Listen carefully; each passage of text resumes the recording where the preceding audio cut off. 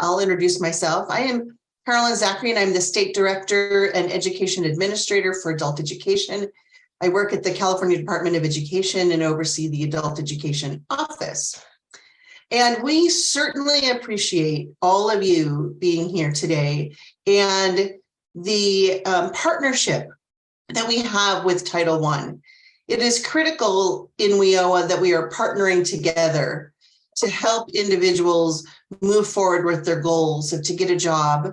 And getting a job might mean that they need to learn English, or they need to get a high school diploma or an equivalency. And you're partnering with our adult ed programs across the state to ensure that those individuals are receiving the education that they need to reach those goals is imperative. In addition to that, having you review these 4 different areas on the application is part of the WIOA statute and a requirement. And so we are meeting that requirement by having you participate in this review. So again, thank you very much. And I look forward to seeing the feedback that you provide during your review, and hope that you will strive to, in our next grant cycle, we have our grant cycle starting next July, that you will strive to increase your partnerships with your adult education providers in your area. And now I'd like to turn it over to Carrie from the Workforce Development Board. Hi, yes, my name is Carrie. I'm the Regional Coordination Specialist within the statewide partnership team at the California Workforce Development Board. We have been coordinating with the adult education, Corey, my counterpart as well. And we're really excited for this opportunity to really be involved and to actually be able to integrate and build on this partnership. So we're really encouraging all the local workforce development board to really take the time to review and, provide recommendations. So really happy, Carolyn, for involving us in this process. Thank you. All right, and now I'm going to toss it over to Corey if he can do a bit of an introduction for himself and then proceed with our webinar. Yeah. Hello, everybody. My name is Corey WIOA. I'm an education programs consultant with the California Department of Education in the Adult Education Office. Very excited to have you with us for this WIOA Title II application review process. What I'm going to do is I'm going to share my screen. I'm going to go over the application that you will see once you have access to it. It'll be a little bit of a preview for you. Okay, I hope everybody's seeing that okay. Just a reminder, we do have the Q&A set up so that if you have any questions as we're going, you can put it there. Better to put it there than in the chat. Okay, so what you're seeing here is the actual application that you'll be using. When I say application, I mean the online programmed application that you will be scoring the applications on. This is an example. It's a made-up school and county, so you can ignore the verbiage there. But I do want to show you how this works and the 4 considerations that we're asking you to look at. So the application is made up of 12 considerations, and you can see those listed on the left. 1 through 12. I will note that number 12 is only answered by applicants who are applying for Section 243 Integrated English Literacy and Civics Education funds. And so as you go through it, you may see some applicants who did not answer 12, and that's fine. You see there's a note up at the top that we encourage you to read the entire application if you're able to. I think you'd learn a lot about our applicants.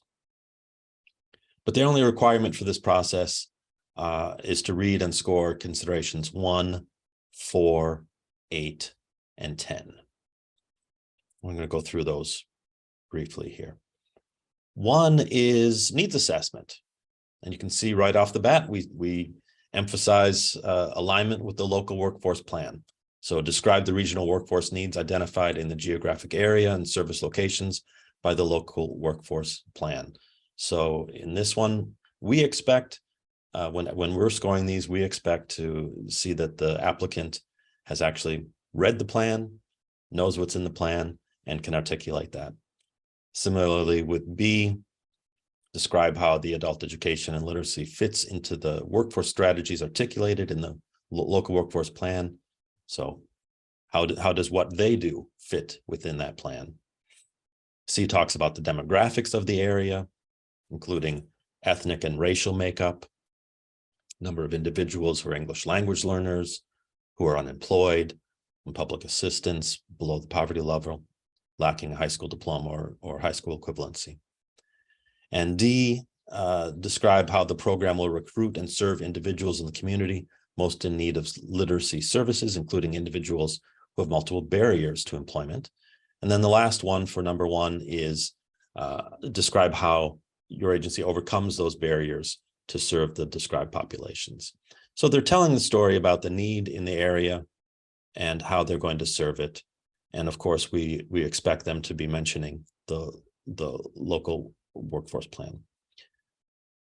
Now, when we're reviewing these at the CDE, we score each part of these considerations separately. We're not asking you to do that. We're asking you to read consideration 1, all parts comprehensively, and give them a score of strongly aligned, aligned, or minimally aligned. At this point, let me jump over also just to remind everybody that we do have this information notice you see linked here. So if you click on that, you'll get to the IN that gives even more information, and it gives a little bit of a breakdown of what to think about when you're deciding whether it's strongly aligned, aligned, or minimally aligned. Just to highlight this briefly, strongly aligned indicates the applicant already has relevant alignment strategies and activities in place and is engaged in a strong partnership with the local board. If these applicants are funded, they'll be designated as model operations that can inform training and development for others. That's the kind of the top tier, strongly aligned.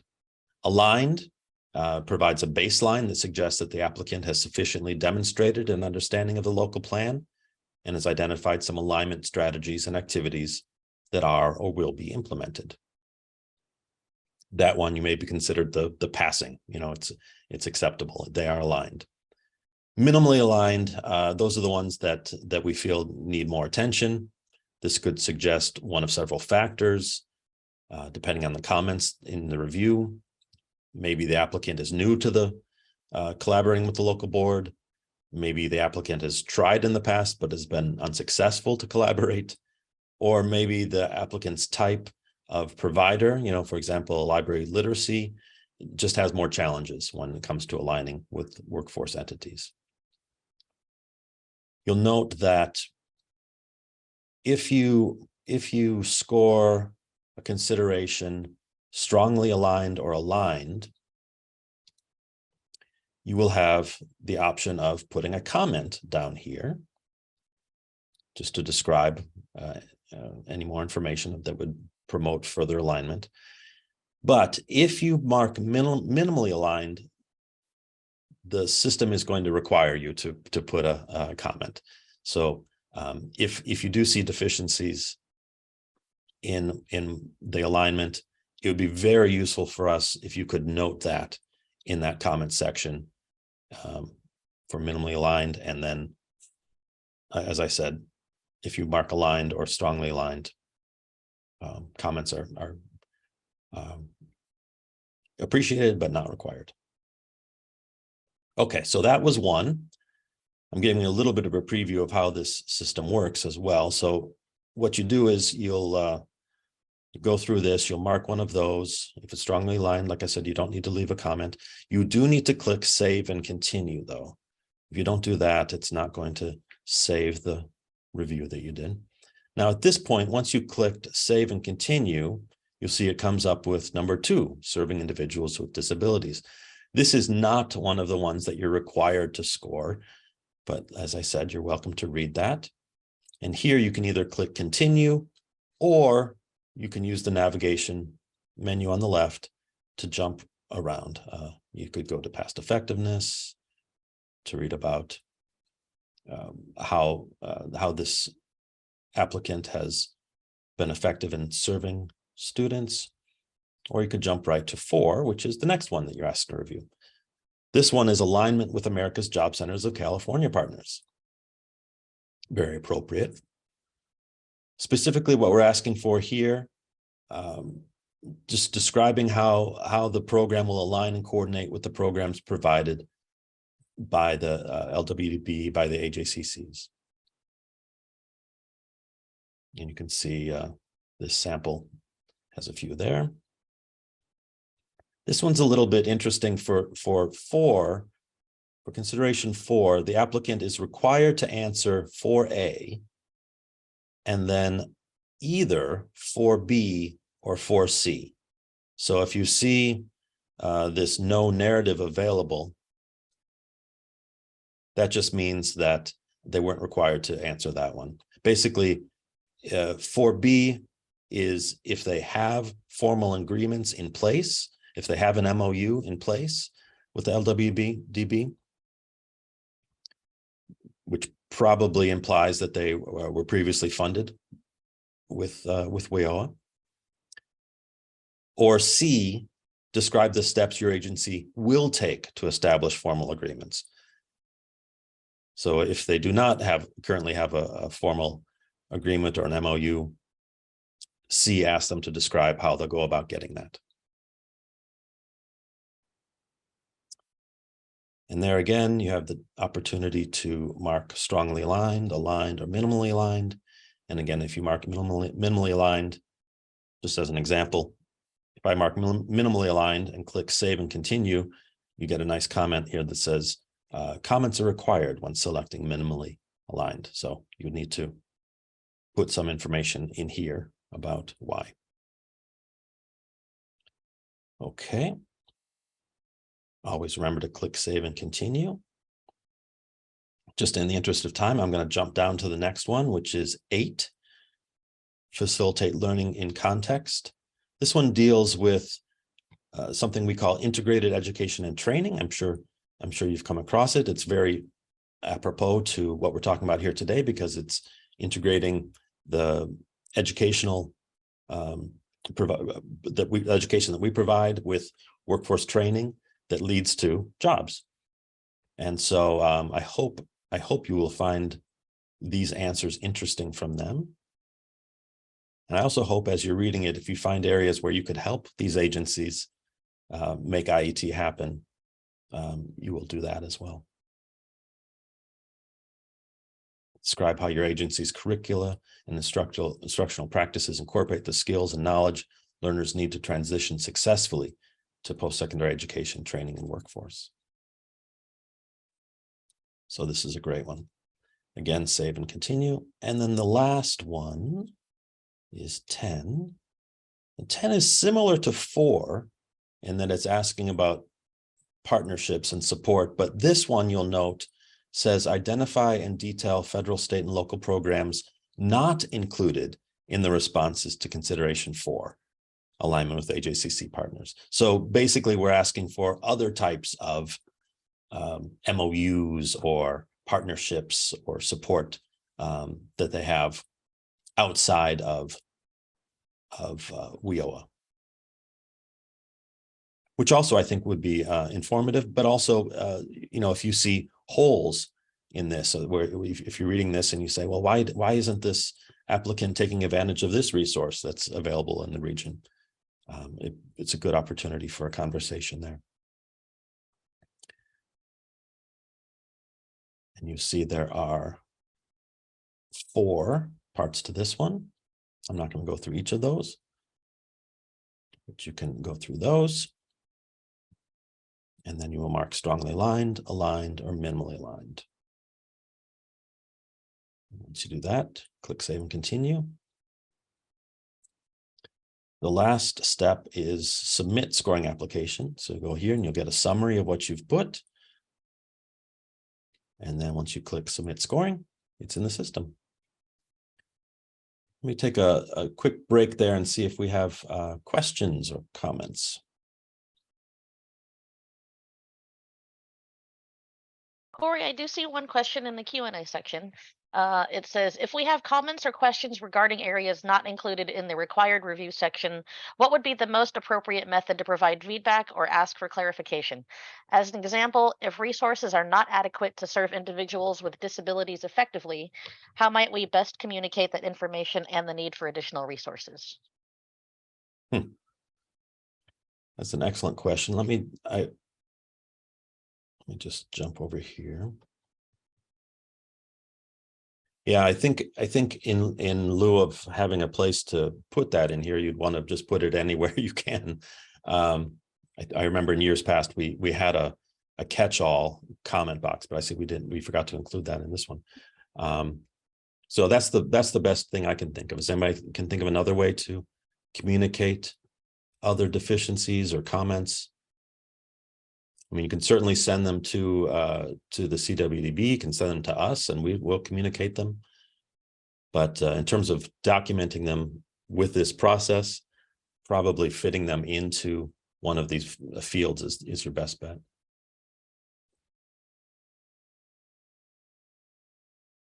Any other questions out there?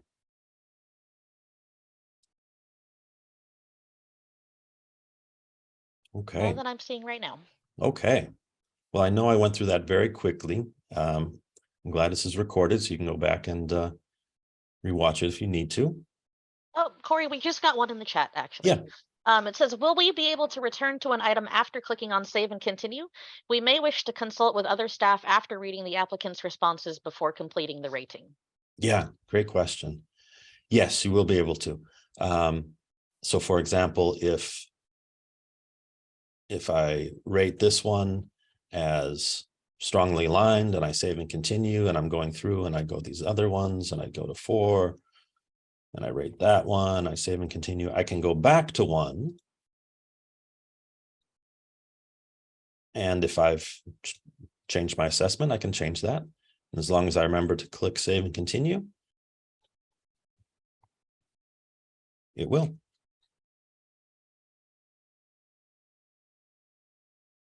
The one trick I will say is that once you click this submit scoring, then it really is kind of set and it becomes much harder to unlock, so to speak.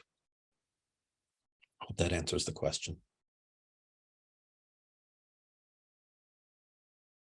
Okay, one last chance for any other questions before I turn it over to Jong and Angela to talk through some of the technical aspects of this programming.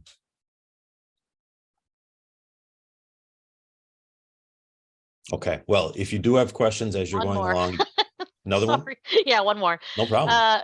Can more than one person from the same LWIB answer the questions, or do you prefer only one person answers? Yeah, we've set that up so that sort of maximum flexibility on our part and on your part. So whatever works best for your situation is fine.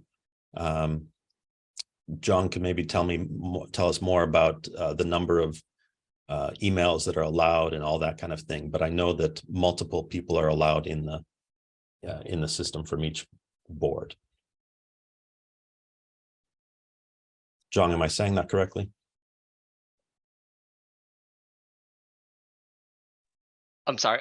Let me add to that is I'd recommend that if you're going to have multiple people look at the same application, have one person conduct the entire review, go all the way to the end, but do not submit the score. And then anybody else can come in there afterwards and look over what they've scored. You're not going to have two separate scores. So you're not going to have person A have aligned and person B has minimally aligned. It's essentially whoever hits save last is what the saved response is going to be. So like I said, if you're going to have multiple people review it, have one person go in and answer all the questions and then have anybody else look in to see if anything has been changed. The main problem I see here is if you have two people scoring the exact same question at the same time, that's when we have potential issues because it could actually record one person's response and then the second person to hit save is going to overwrite what the first person's response is. That's the only reason it's probably not good to have this two people working on the exact same things at the same time. I hope that's clear. That is. Thank you, John. That helps a lot. Yeah, so you want to coordinate if you are sharing the review load, definitely coordinate with each other so that you're not overriding each other's work or erasing each other's work. And then one more request, Corey. Can you show again how to access the scoring tool? The scoring tool. You mean how to get to this site? I believe that's yes. Yeah, John will talk Oh, through okay. that part. Yeah, that's a very important question. And Jong says you should receive an email from him with login instructions later today.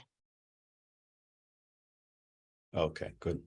Well, let me just turn it over to John. Anything else that you wanted to fill in or details about the process for them? Nope.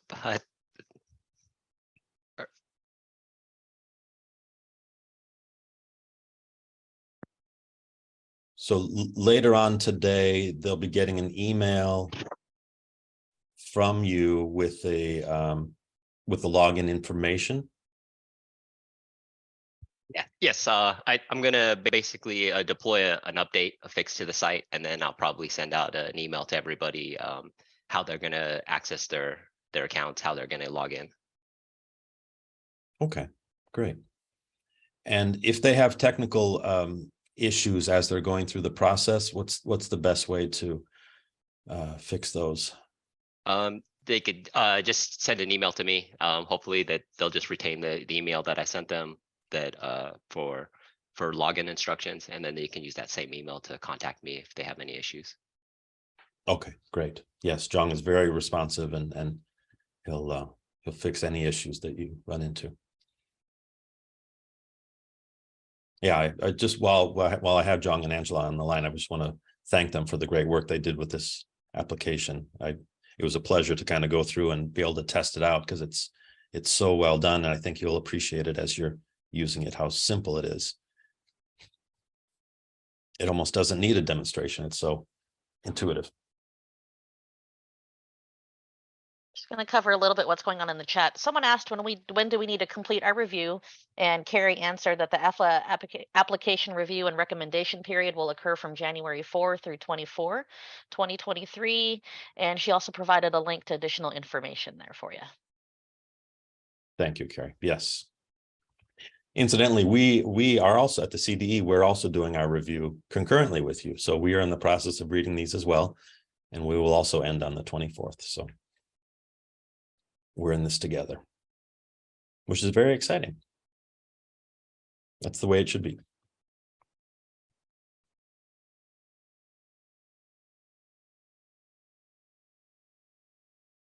Okay, well, if there aren't any other questions, I'll turn it back to Carolyn to wrap us up.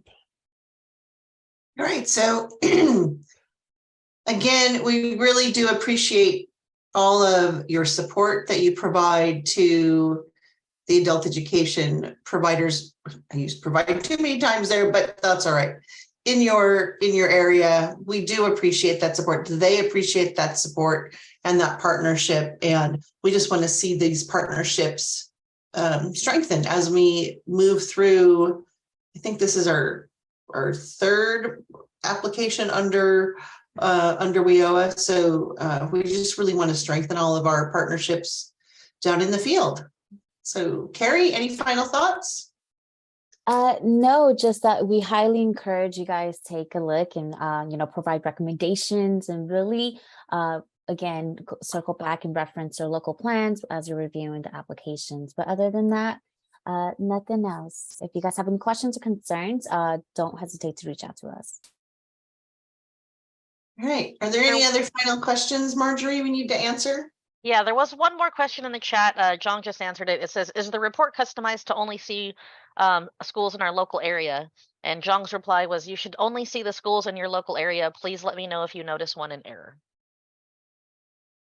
Yes, we did our best to assign them to the correct area, but if you see any discrepancies, let us know and we can reassign them.